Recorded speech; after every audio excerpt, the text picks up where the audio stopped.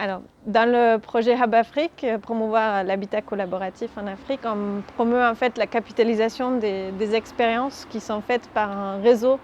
qui s'appelle Slum Dwellers International, SDI, qui est composé d'une trentaine de membres, donc fédérations d'habitants dans différents pays, qui mènent des projets d'habitat localement.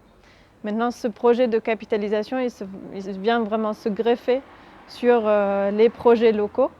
comme un élément supplémentaire ou complémentaire pour rendre plus visible ce qui est fait localement et pour alimenter en fait un plaidoyer en faveur d'une production de la ville collaborative avec les habitants, participative, donc menée par les habitants, donc ce qu'on appelle habitat collaboratif. Donc les outils de capitalisation reposent surtout sur une documentation collaborative, dans le sens où on veut vraiment faire remonter les expériences de terrain. Donc quand je parle d'expériences de terrain, on fait référence à des projets d'habitat ou des projets d'infrastructures bâties. Donc d'un côté, on peut les géolocaliser, donc on met un point dessus sur une carte, c'est localisé où. Mais aussi on s'intéresse vraiment au processus, donc comment on est arrivé à construire ce projet de logement ou comment on a construit cet espace communautaire. Quel est le processus organisationnel qui est derrière en fait, cette réalisation. Donc ça, c'est le volet, on va dire, documentation qu'on atteint à travers une plateforme collaborative en ligne qui est vraiment le support ou l'outil de cette documentation qui peut être utilisée localement de manière décentralisée par les porteurs de projets pour raconter leur histoire. Donc c'est vraiment ça l'idée, c'est raconter les histoires de ces projets. Donc on utilise le même outil de documentation pour tout le monde. Par contre, maintenant, la déclinaison de cet outil ou l'utilisation des produits de cet outil, ça dépend, c'est-à-dire à qui on s'adresse. Si on s'adresse par exemple à des autorités publiques pour porter le plaidoyer de ce type de production de la ville porté par les habitants, on va promouvoir les produits, donc les histoires qu'on a rassemblées dans une conférence par exemple ou dans un espace dédié à des discussions de production de la ville ou de développement urbain. Maintenant, si on parle plutôt aux fédérations, donc aux porteurs de projets organisés eux-mêmes, on va prendre le même produit, donc peut-être une vidéo ou autre, mais l'insérer dans une démarche d'auto-évaluation, de capitalisation ou juste de reconnaissance en fait de ce qui a été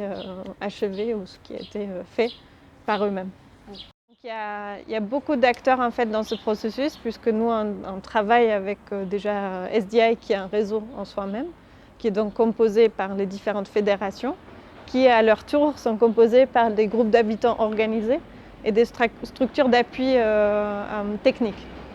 Et tous ces acteurs sont impliqués dans le processus de capitalisation dans le sens où on fait remonter les histoires, donc les actions de terrain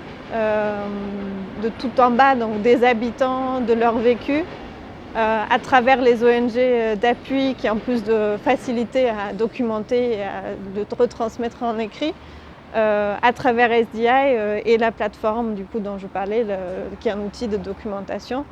vers l'extérieur, vers un public cible qui est très diversifié, donc ça peut être des autorités publiques si on porte un plaidoyer, ça peut être aussi d'autres acteurs de l'urbain pour faire connaître ce qui a été fait,